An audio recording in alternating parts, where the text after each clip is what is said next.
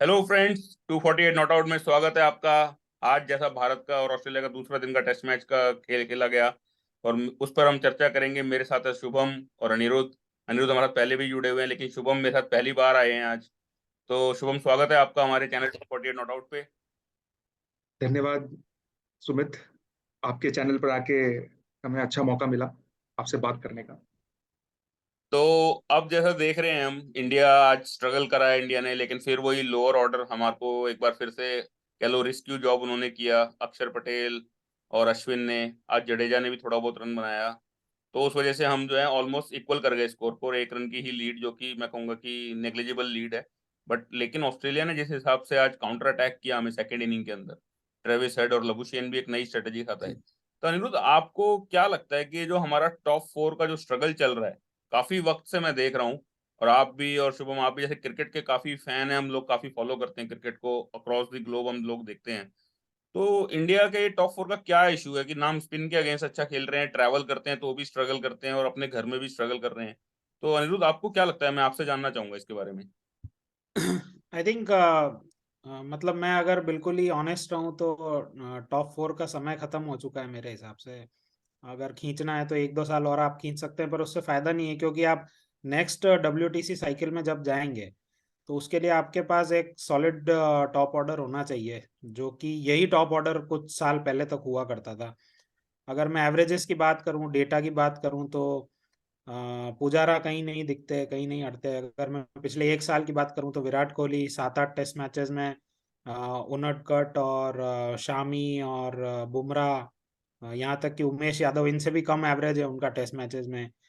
एक सेंचुरी है शायद, बट वो भी इतनी सिग्निफिकेंट नहीं थी। तो ये सब जो इंडिकेट करता है कहीं ना कहीं ये प्लेयर्स उतने ज़्यादा अब खुद को जुड़ा हुआ नहीं मानते हैं टेस्ट मैचेस से। तो आई थिंक हमको भी इनसे मूव ऑन हो जाना चाहिए, और they can go back to domestic circuit, they can perform there and come back. क्योंकि क्या होता है, देखिए, वाइट बॉल में बहुत अच्छा कर रहे हैं, स्ट्रोक्स भी सारे आ रहे हैं, बट एक टेस्ट मैच का टेम्परामेंट अलग होता है। जिस टेम्परामेंट से ये बड़े हैं, जिस टेम्परामेंट में आगे बढ़े हैं, जिस प्रकार से टेस्ट मैच खेला है, अगर उसी में वापस जाते हैं तो शायद भला होगा, अदरवाइज नहीं होगा। क्योंकि ना, जैसे आप इंटेंट की बात कर, आपने अभी भी करी, आज ऑस्ट्रेलिया ने दिखाई, वो इंटेंट भी नहीं दिखा पाते हैं। तो ना यहाँ के हैं ना वहाँ के हैं। तो आई थिंक अब समय हो गया है कि इनसे आगे बढ़ना पड़ेगा। We can look towards younger player. Shubman Gill हैं, उनके अराउंड बैटिंग बनाई जा सकती है। सरफराज खान काफ़ी अच्छा खेल रहे हैं, उनको आगे लाया जा सकता है। श्रेयस अय्यर अभी अभी आए हैं, उनको और मौका दिया जाए तो वो खेलेंगे। बट मेरे लिए एक ब्रूटल ऑनेस्टी है कहीं ना कहीं। क्रिकेट फैंस को थोड़ा सा दुख भी होता है, बट हम लोग सचिन तेंदुलकर से आगे बढ़ गए, तो फिर विराट कोहली, पुजारा, रोहित शर्मा, KL राहुल, इन सबको भी कहीं ना कहीं अब टेस्ट मैचेस से हमको इनको छोड़ के आगे की तरफ बढ़ना होगा। मेरा यही टेक है इस पे। भाई, आपने केएल राहुल का क्या नाम ले दिया है! मैं तो यही नहीं समझ पा रहा हूँ कि वो किस बेसिस पे खेल रहे हैं, खेल भी रहे हैं एज अ वाइस कैप्टन। मुझे तो बिल्कुल समझ से परे है। शुभम भाई, मैं आपसे जानना चाहूंगा कि इन चारों में सबसे पहले अगर किसी का सर कलम होना चाहिए तो किसका होना चाहिए और क्यों? मेरे हिसाब से तो केएल राहुल को जगह बना देनी चाहिए नए यंगस्टर्स के लिए, क्योंकि उन्होंने इनकंसिस्टेंसी को कंसिस्टेंट रखा है। तो डिफरेंट मौके मिले हैं उनको, सारे सब कुछ उनको उनको वाइस कैप्टन भी बनाया गया, उनको सारी अपॉर्चुनिटी दी गई। सेलेक्टर से लेकर BCCI ने सबने उन सबको अपॉर्चुनिटी और उस उन पे भरोसा रखा। बट उन्होंने सारे भरोसों को तोड़ के वो आगे बढ़े हैं। तो आई थिंक वो जगह बनाने चाहिए शुभमन गिल के लिए, और खुद वापस रणजी में जाके थोड़े रन बनाए। काउंटी खेल सकते हैं वो, वहां पे जाके थोड़ा बहुत रन बना सकते हैं, कम बैक कर सकते हैं अगर वो कंसिस्टेंट रहे तो। और पुजारा ने भी सेम चीज करी थी, वो गए वापस जब रहाणे और पुजारा पे क्वेश्चंस उठे थे, वो वापस गए, रन बनाए, और पुजारा ने वापस कम बैक किया इंडियन टीम में। उसी तरह से KL राहुल को भी जगह बनानी चाहिए, उनको जबरदस्ती नहीं खेलना चाहिए। वो अपने रेपुटेशन पे, अपने फ्यूचर को दाव पे लगा रहे हैं। मेरे हिसाब से तो सबसे पहले उनको जगह बनानी चाहिए। आई थिंक कि ये शुभमन गिल और रोहित की बहुत अच्छी जोड़ी रहेगी, एक एक्सपीरियंस और एक यंगस्टर की, जो एक एक WTC में एक अलग तरीके का स्ट्रोक प्ले दिखेगा। उसके बाद पूजी और कोहली में, उन दोनों में भी एक हमें देखना पड़ेगा कि उनकी परफॉर्मेंस किस तरीके से है, क्योंकि ये लोग आईपीएल खेल के आएंगे, फिर वो 2 महीने का आईपीएल खेल के फिर वो उनके बॉडी पे टोल हो जाएगा and then it will go for a toss again. तो मुझे लगता है कि इनमें भी सरफराज खान को टाइम मतलब देना चाहिए एक अपॉर्चुनिटी, या आइदर एट 4 और 5। जो कंसिस्टेंट है, रणजी भी अच्छा खेल रहे हैं और कंसिस्टेंट है आईपीएल में भी, और अब उन्होंने 3 साल का एक वो दिखा दिया है कि वो अब जगह बना सकते हैं। सो आई थिंक हमें क्लियर है हमें क्या देखना है। बीसीसीआई को बस ये देखना चाहिए कि अब नई टीम बनाई जाए, नए लोगों को टाइम मतलब दिया जाए जो अच्छा खेल सकते हैं, और सबसे पहले केएल राहुल को अपनी जगह दे देनी चाहिए। नहीं तो शुभम, आपने बहुत सही बात करी। काउंटी की आप बात कर रहे थे, और काउंटी से जो फर्स्ट टीम लिंक होती है वो इंग्लैंड है। आई थिंक जिस प्रकार से वो टेस्ट मैच खेल रहे हैं आज की डेट में, जो एक इंटेंट की बात सुमित करते रहते हैं, तो मैं सुमित से ही जानना चाहूंगा कि आपका क्या लगता है किस प्रकार से आने वाले ये डब्ल्यूटीसी साइकिल तो अब कंप्लीट होने वाली है, नेक्स्ट डब्ल्यूटीसी साइकिल में इंडिया को किस प्रकार से अप्रोच करना चाहिए और क्या अप्रोच रहनी चाहिए बीसीसीआई की एज वेल एज प्लेयर्स की? बिल्कुल अनिरुद्ध, एक्चुअली मैं इंग्लैंड को अभी काफी फॉलो कर रहा हूँ, और अगर मैं कहूँ तो इंडिया के बाद जिस टीम को तरफ फॉलो करता हूँ वो है इंग्लैंड की टीम। इंग्लैंड की टीम जो इस तरीके से अब टेस्ट क्रिकेट खेल रही है, शायद उससे जो अब जो यंग जनरेशन है वो भी एक टेस्ट क्रिकेट को लाइक करने लगी है। अभी आपने देखा कि पाकिस्तान को तो मैं कहूंगा कि उनके घर पे उन्होंने रगड़ के मारा है बिल्कुल। 3 टेस्ट मैच 3-0 से हराना, 657 रन, 6.5 की रन रेट से बनाना। आप मानोगे आज तक इंडिया की टीम ने टेस्ट मैच के अंदर 5 की रन रेट कभी भी अचीव नहीं करी, कभी भी। और इंग्लैंड पिछले 10 से 12 टेस्ट मैचेस के अंदर ऑलमोस्ट 7 से 8 बार 5 से ऊपर की रन रेट से रन बना रहा है। अभी इंग्लैंड जो है न्यूजीलैंड के टूर पे है, पहला टेस्ट मैच चल रहा है, ऑलमोस्ट मुझे लगता है कि वो कल समाप्त हो जाएगा। 5 विकेट न्यूजीलैंड के ले चुके हैं वो, और इतनी एग्रेसिव क्रिकेट खेल रहे हैं। बेन स्टोक्स और जो मैककलम का जो कॉम्बो है ना, वो जबरदस्त खेल रहा है। 325 पे डिक्लेयर करके इनिंग उन्होंने वो स्ट्रेटेजी के मुताबिक डे नाइट टेस्ट में, नाइट में उन्होंने बॉलिंग करना प्रेफर किया, और वहां पर भी उनको न्यूजीलैंड को उनके घर में मात दिया। जबकि आप देखोगे इंडिया जब न्यूजीलैंड जाती है तो टेस्ट मैचेस में क्या हाल होता है उनका। स्पेशली इसीलिए मुझे लगता है कि जो इंटेंट है, हमारे ये प्लेयर्स अगर खेलते भी हैं, मैं आपको अगर इनका बताऊं तो राहुल करीब करीब 35 की स्ट्राइक रेट से खेलते हैं वो। अब आपको मैं ऑस्ट्रेलिया के साथ जो सीरीज है उसमें अगर आप देखेंगे तो पहले टेस्ट मैच की जो एक ही इनिंग हुई थी इंडिया की, उसमें उन्होंने 71 बॉले खेल के 20 रन बनाए। तो ऑलमोस्ट उनकी स्ट्राइक रेट आप देखोगे तो 30 की स्ट्राइक रेट भी उनकी नहीं थी।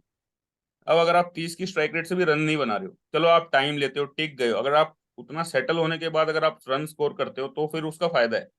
लेकिन अगर आप ऐसे करके, आप स्पिनर को क्या होता है कि आप सेट करके चले गए एक तरीके से, उनको लाइन और लेंथ दोनों मिल गया स्पिनर को, अब जो नया प्लेयर आएगा उसको भी डिफिकल्टी होगी उससे। तो या तो आप अटैक करो या फिर आप थोड़ा सा एटलीस्ट स्ट्राइक रोटेट करते रहो। आप इतना डिफेंसिव, इतने शेल में चले जाते हो आप कि स्पिनर कुछ भी। मैं कहता हूँ, मैं भी अपने क्रिकेटिंग करियर में एक स्पिनर था, तो मैं भी क्या है कि अगर मुझे, कहते हैं ना, अगर एक्सपेरिमेंट करने का मौका लग जाए कि कहाँ से बॉल घूम रही है, कौन सा टप्पा सही है, तो अगर वो मिल जाएगा मुझे तो फिर मैं नए बल्लेबाजों को तो सेटल ही नहीं होने दूंगा पिच के अंदर। तो वो राहुल हो गया, रोहित, हम लोग जो है ना एक पुराने ढर्रे पे चल रहे हैं। एक हमारे अंदर इम्प्रोवाइजेशन नहीं है। अब ऑस्ट्रेलिया ने, आपने देखा पहला मैच उन्होंने डिफेंस करने के चक्कर में वो हारे, 2.5 दिन के अंदर मैच खत्म हुआ। लेकिन इस मैच में वो एक इंटेंट के साथ उतरे। ऑस्ट्रेलिया के साथ हम हमेशा एसोसिएट करते हैं कि भाई वो लड़के खेलेंगे, लड़के हारेंगे, लड़के जीतेंगे, वो आराम से सरेंडर करने वाली टीम नहीं है। और आज उन्होंने दिल्ली में दिखाया भी। करीब करीब 61 रन उन्होंने आज 12 ओवर में बना दिए। और अगर वो इसी तरीके से खेले तो इंडिया के पास कोई आंसर नहीं है उसका। और मुझे लगता है अगर इंग्लैंड आ जाए ना टूर करने इंडिया का, तो शायद वही हाल जो पाकिस्तान का उन्होंने किया, तो वो कोई बड़ी बात नहीं होगी कि वो इंडिया का भी करें। क्योंकि हमारे पास कोई दूसरा प्लान नहीं है। आप देखोगे हमारे 4 प्लेयर, हमारी मोस्टली जो है 100 100 रन के अंदर अंदर 4 विकेटें गिर रही हैं टॉप ऑर्डर। फिर हमारे नीचे के बल्लेबाज घिसड़ के पहुंच के किसी तरीके से 250 बनाते हैं, 300 बनाते हैं, और फिर हम उनको आउट करते हैं। लेकिन अभी आज अटैक कर रहे हैं वो लोग, तो रोहित शर्मा क्लूलेस दिखाई दिया आपको कि करना क्या है, अब करें क्या इसके अंदर। बिल्कुल उन्होंने 3-4 प्लेयर बाउंड्री पे लगा दिए। तो हमारे को क्या है कि अब आपको इम्प्रोवाइज करना है गेम को। आपको एक नए, जैसे पृथ्वी शॉ है, मुझे पता है उनके एटीट्यूड के साथ प्रॉब्लम है, लेकिन आपको ऐसे टैलेंट को लेके आना होगा जो एटलीस्ट बॉलर के मन में एक डर बिठाए। हमारे टॉप ऑर्डर कोई डर नहीं बिठाते। बॉलर एक्सपेरिमेंट करता है, जो मर्जी करता है, उसके बाद आप जैसे तैसे जीत जाते हो। तो ये सब है इशू। अब अनिरुद्ध, मेरा आपसे सवाल रहेगा कि जैसे आपने देखा होगा कि लोअर लोअर ऑर्डर हमें काफी बचा रहा है। जडेजा तो बहुत ही ज्यादा, और अश्विन भी अपनी बल्लेबाजी से सिडनी का टेस्ट मैच बचाया उन्होंने, और अभी बिल्कुल। बांग्लादेश में भी टेस्ट मैच जिताया। और अभी दोनों टेस्ट मैचेस में उन्होंने अच्छी पारियां खेली, चाहे उतनी बड़ी नहीं थी, सिग्निफिकेंट नहीं थी, बट अच्छी पारियां खेली। अक्षर पटेल ने दोनों इनिंग्स में बेहतरीन खेला। तो आपको क्या लगता है कि ये टॉप ऑर्डर क्या बिल्कुल रिलाय कर रहा है लोअर ऑर्डर पे ही, कि वही हर बार मैच जिताएंगे, विकेटें भी वही लें, रन भी वही बनाए? तो ये क्या सिर्फ नंबर पूरा करने आए हैं, या इनकी भी कोई जिम्मेदारी है? नहीं, देखिए वही मैंने पहले भी कहा था कि कहीं ना कहीं वो भूख दिख नहीं रही है टेस्ट मैचेस जीतने के प्रति। वही ट्रांसफॉर्म होता है आपके इंटेंट में, वही ट्रांसफॉर्म होता है आपके जो मुंबई स्टाइल क्रिकेट बोलते हैं कि ये अकड़ू है, आके पिच पे अड़ जाता है तो नहीं जाता है, वो वाला कुछ दिख नहीं रहा है। और ये सारी चीज लोअर ऑर्डर ही पिछले, अगर हम इस सीरीज की बात नहीं कर रहे हैं, मतलब जो ऑस्ट्रेलिया में हमने करिश्माई सीरीज जीती थी पिछली बार, उसमें भी लोअर ऑर्डर ही काफी कंट्रीब्यूट करता गया, गेंदबाजी भी अच्छी रही, और इसके अलावा वहां पे भी यंग ब्लड था जिनको चांसेस मिले थे बिकॉज ऑफ वेरियस रीजन। गोली पापा बने तो चले गए, कोई पापा बन रहा है, कोई मामा बन रहा है, किसी के पड़ोस में कुत्ता बीमार है, कुछ हो रहा है तो शादी कर रहा है। शायद शादी कर रहा है तो छुट्टी लेके चले जाते हैं। भारत की जर्सी तो हम लोग ये डिस्कस कर ही चुके हैं कि जो कैप मिलती है उसको ऐसे ही बांट रहे हैं। तो इस सब के चलते क्या हो रहा है कि टेस्ट मैचेस में ये जो टॉप फोर हैं ये बिल्कुल ही देखिए पैसा आ चुका है। मुझे मुझे बिल्कुल समझ नहीं आता कि क्या कारण हो सकता है। क्योंकि किसी भी प्रकार से टेस्ट मैचेस में आज की डेट में सबसे ज्यादा highest paid cricketers test matches जो खेलते हैं उनको मिलता है बीसीसीआई की तरफ से, वो है पर टेस्ट मैच फीस भी ऑलमोस्ट T20 और वनडे से दुगनी से भी ज्यादा है। तो जब ये सारी चीजें रहती है तो मुझे नहीं समझ में आता कि क्यों कंट्रीब्यूट नहीं करना चाहते। अगर बिल्कुल ही आउट ऑफ फॉर्म है, बिल्कुल ही कुछ समझ नहीं आ रहा है, तो वापस जाने की जरूरत है। और जैसा कि आपने बताया कि लोअर ऑर्डर ही बचाता आया है, और अगर हम डेटा की भी बात करूं तो जो हमारे टॉप 5 स्कोरर्स हैं, अगर लास्ट एक साल की बात करें तो वो हमारे ऋषभ पंत हैं, आई थिंक 550 कुछ रन बनाए हैं। इसके अलावा जडेजा हैं, 450 रन उनके पास हैं। इसके अलावा अश्विन है जिन्होंने 250 से 300 रन के बीच में कुछ किया है, और अक्षर पटेल जो कि बहुत ही नए हैं परंतु उन्होंने भी 225 रन किए हैं। और ये मैं टॉप 5 की बात कर रहा हूँ, इसमें रोहित शर्मा जरूर आ जाते हैं, पुजारा आ जाते हैं पिछली बांग्लादेश सीरीज की वजह से। बट टॉप 5 में 3 अगर आपके लोअर ऑर्डर बैट्समैन है जो 5 विकेट के बाद आते हैं, तो ये कहीं ना कहीं सीधे रूप से दर्शाता है कि आपका टॉप ऑर्डर बिल्कुल ही पुअर कंडीशन में है। क्योंकि इंडिया अभी भी सेकेंड रैंक पे है टेस्ट मैच में, और वर्ल्ड टेस्ट चैंपियनशिप की रेस में बना हुआ है। तो इसका मतलब यही है कि ऊपर के 5 तो खाली फील्ड में घूम रहे हैं, कैचेस भी छोड़ देते हैं। विराट कोहली मतलब वो एक नया रिकॉर्ड बनाना चाह रहे हैं कैचेस छोड़ने में। तो और कहाँ जो ध्यान उनका है, क्या चल रहा है जीवन में इन लोगों के, कुछ समझ में नहीं आ रहा, बिल्कुल और कुछ जो समझ में नहीं। जो उनका एक्सप्रेशन होता है कैच छोड़ने के बाद, कि जैसे मिसाइल आ गया हो, और उन्हें तो बॉल दिखती ही बिल्कुल नहीं है स्लिप में खड़े होके। तो बिल्कुल। तो शुभम, मैं आपसे भी, अब मैं आपकी तरफ रुख करूंगा, और मैं आपसे जानना चाहूंगा कि जैसे केएस भरत, मुझे लग रहा है अपनी अपॉर्चुनिटीज को वेस्ट कर रहे हैं। वैसे 2 इनिंग है, 2 इनिंग में इतनी जल्दी किसी को परखा नहीं जा सकता, लेकिन फिर भी मैं आपसे जानना चाहूंगा कि अगर केएस भरत ऐसे ही अपनी अपॉर्चुनिटीज को वेस्ट करते हैं इस सीरीज के अंदर, तो यही सीरीज एक लास्ट मौका होगा मुझे लगता है उनके लिए। तो अगर आपको कोई और ऑप्शन देखना हो, अब डब्ल्यूटीसी एक बहुत इंपॉर्टेंट टेस्ट मैच होगा, और फिर अगला डब्ल्यूटीसी साइकिल स्टार्ट हो जाएगा, क्योंकि ऋषभ पंत तो मुझे लगता नहीं कि अगले साल तक भी, इस साल के एंड तक आएंगे। तो क्या ऑप्शन हो सकते हैं विकेट कीपर के तौर पर, जो ना केवल अच्छी विकेट कीपिंग करते हो, बल्कि आपको एक काउंटर अटैकिंग, जो ऋषभ पंत ने एक ऑप्शन हमें दिया है, वैसा ही कुछ ऑप्शन वो भी प्रोवाइड करे? अम, आज के टाइम पे देखा जाए तो विकेट कीपिंग ऑप्शन में जब धोनी थे, खेल रहे थे, Rishabh Pant was in making, and वो 2 साल उनको टाइम दिया और वो बन के आए। तो हमारे पास ऑप्शन था। आज आज के टाइम पर अगर देखें तो ऑप्शन के तौर पे एक भी ऐसा बैकअप नहीं है जो देखा जा सकता है कि रिप्लेसमेंट ले सकता है जब ऋषभ पंत अनफिट हैं या he is not available. And वही हुआ है, के एस भरत को मौका मिला but he couldn't utilise his two important innings. And I think अगर इनके आगे भी देखना चाहें तो हमारे पास कोई नहीं है। ईशान किशन अगर होंगे तो, या केएल राहुल को ही वो विकेट कीपर बना के खिलाना चाहें, एक ये ऑप्शन है। उसके अलावा अगर दिनेश कार्तिक को बुलाना चाहें तो वो बुला सकते हैं, बट ओ भाई। तो ऑप्शन ऑप्शन नहीं है, मतलब मैं ये कहने की कोशिश कर रहा हूँ कि ऑप्शन नहीं है बिल्कुल भी। और अगर अगर कंसिस्टेंटली रणजी में देखा जाए, अगर एक ऑप्शन है तो प्रभ सिमरन करके हैं जो हाँ, अभी पंजाब के। खेल रहे हैं अच्छा, पंजाब के बहुत बढ़िया खेल रहे हैं वो एक ऑप्शन हो सकते हैं, बट अभी तक उनको कोई ना तो उनको कोई जान रहे सिलेक्टर्स उनको ना देख पा रहे हैं, ना उनका परफॉर्मेंस अप्रिशिएट कर पा रहे हैं। कहीं भी नहीं दिख रहा है कि कहीं वो इंडिया ए के लिए खेल रहे हैं या कहीं बैकअप क्रिएट हो रहा है। चेतन तो शर्मा मुझे के लगता है घर नहीं कि गए लग रहा है वो। लग सकता है कि अब वो नए जो आएंगे सिलेक्टर उनके घर जाए, वो बात करें। बट यस, मेरे को ऐसा लगता है कि यहाँ पे ना पूरे प्रोसेस में प्रॉब्लम थी। जब तक सिलेक्टर्स हम चाह रहे थे कि चेंज हो जाए, बट वापस से यही सिलेक्टर्स आ गए। अब शायद नए सिलेक्टर आने के तौर पे शायद कुछ चीजें चेंज,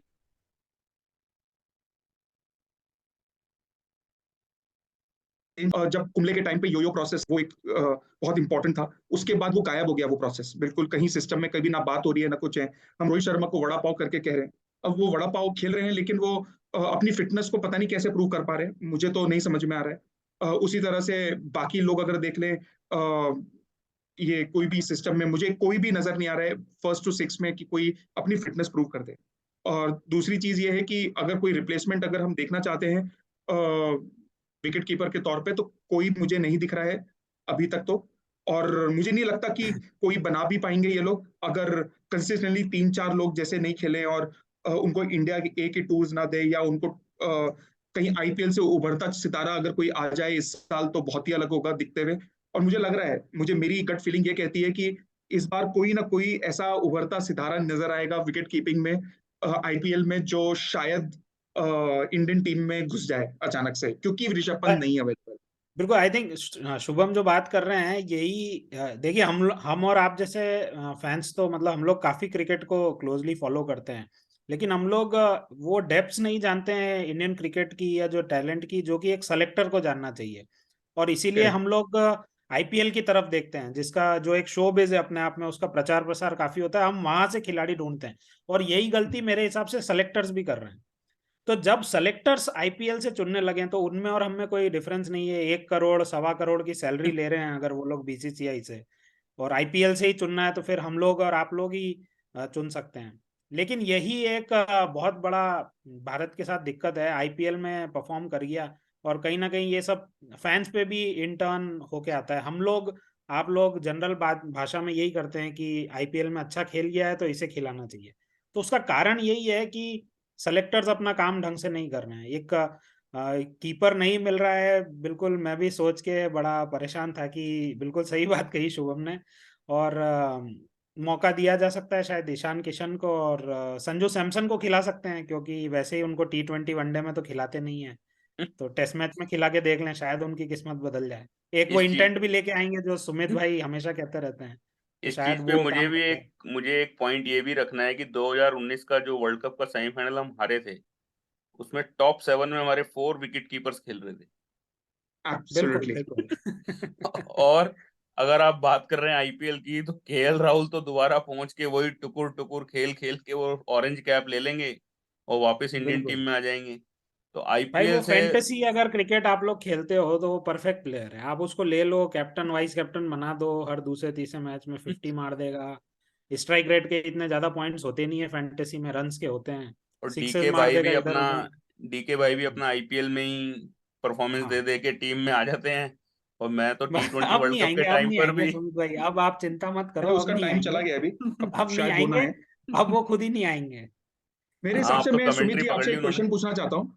हाँ हाँ। सुमित जी ये बताइए, देखिए अभी अब जो फियास्को हुआ चेतन शर्मा वाला, एक स्टिंग ऑपरेशन हुआ, आपको क्या लगता है कि बीसीसीआई अभी क्या नए अ, नई तरीके लेके आएगी कि ये वापस ऐसा ना हो? एक पहली चीज ये है, क्या नए सेलेक्टर्स इंडिया का रुख बदल सकते हैं, जो एक नॉर्मल पब्लिक आजकल के टाइम पे देख रही है कि ये फेवरेटिज्म के तौर पे जा रहा है? बिल्कुल। क्या ये चेंज हो जाएगा?